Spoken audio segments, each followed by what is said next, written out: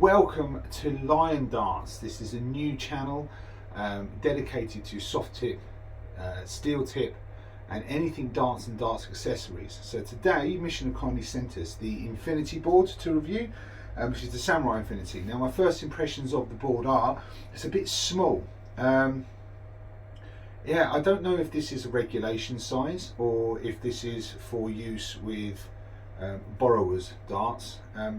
But yeah, the Samurai Infinity board is really tiny. I don't know if you'd be able to use this in the game. I'm kidding, I'm joking. This is the Mission darts base station. So this is the darts base station. Basically, it's a housing for you to house your darts in, for you to put them in for safekeeping, for you to store your darts if you've got more than one set, just to one side of your board on a table or something. So it's a cool little sort of gadget, it's a cool little storage tool. I like it, I think it's really cool, but it's not the Infinity board. The Infinity board is a lot better, and that is actually behind me up on the wall. So this is the Mission Infinity Samurai. So this is Samurai Infinity. This is the very, very thin detail wire board. Okay, the spider on it is really tiny, very, very small. We'll be doing a close-up very, very shortly on the board. I can show you all the different bits and pieces about it. Noticeable things that you will see on the Mission Infinity Samurai Infinity board is that you have the black number ring with the white numbers. Basically makes that number ring disappear so that all you can see visibly are the numbers around the board. Really like that touch. I think it's really nice. I think it makes the numbers stand out, makes it clearer. The clarity of the board is fantastic as well. Really bold colouring on your reds and your greens, and your black is very, very deep tone colour as well. So it's ingrained in the sisal really, really well. This is a luxury board. This is made differently to most boards. The reason for that is that the actual sisal is packaged, as opposed to being in plastic, it's actually wrapped in paper. So when the little blocks are actually put into the sections, they're actually put in with a paper surround as opposed to plastic. Now when I show you the close-up, you're going to see what a difference that makes to the board, and what the difference is between a plastic wrapped board and a paper wrapped board. I'll be able to show you what that means. So when you go and you buy a nice expensive piece of oak furniture, it needs to acclimatise to your surroundings, and I'll go through that very, very shortly. So what I'm going to do now is I'm going to take you closer to the board. We're going to have a look. I'm going to show you the ins and outs of it. We can have a look and see if there's any defects, if there's anything wrong with the board, and what I will point out to you that you may think are a defect but actually aren't when you look at it on the grander scheme of things. So we're going to take that close up now. So as I bring the zoom macro lens into this, and this is a close up, you will see around the board, and if I can get my finger on that point, around here you've got what seems to be a huge gap between the wire and the segment, the biscuit, the actual sisal biscuit that's placed inside that segmented area. Now the reason for this is that basically your board has to acclimatise to your home. Things are made out of natural materials, i.e. sisal, wood, anything like that. They require time to acclimatise to the surroundings that they're going to be permanently housed in. So what that means is that these will expand. Okay, so these segments, these biscuits will expand, and they will fill that gap once they have acclimatized to your surroundings. So what that means is when you get a board out and you say, oh, look at this, there's a massive hole there. Yeah, well, that's going to expand. That will disappear and that will fade out. And that's why they have these wrapped in paper as opposed to plastic, because what that also does is it gives the paper time to absorb some moisture. It doesn't store all of the moisture. There's a way of the moisture escaping, so therefore your boards don't swell. So there's a really, really good construction. As you can see around the outside here, we've got close up of that number ring, and obviously you've got the Mission.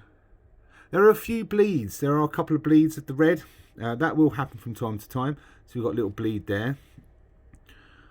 But all in all, it's a really, really tidy board. It's clean. It's neat. The lines are good. The spider is so thin, so thin, like a razor wire. The little bleed there across the actual wire there with the paint, but that's something that you can get off in time. That will just come off, and there's another small bleed there once it's been sprayed, but it's not overly noticeable. Again, really nice construction, really good design from it. So I like the sky blue on the outside. It's different than just green, red, green, red, green, red, green, red. It's nice to have a different colour there. And then obviously surrounding that, we have the Samurai Infinity surround. Really, really cool. Nice solid foam surround, or as we call it, where I play darts, the flat tyre. And generally 9 times out of 10 we will make a sound of a tyre deflating every time it hits one of the surrounds. So yeah, really, really nice. There is an entire Samurai Infinity range that you can look to buy. You have a case, which I've put some images up on the Lion Darts Facebook page of that Infinity case. My father is currently using that for league darts, and he says it's absolutely fantastic. What we'll do is I'll have a few throws at the board, and you can see a sort of sped up version of me hitting the board. We're going to throw, I would say, probably 50 or 60 sets at this board, just to see how she holds up.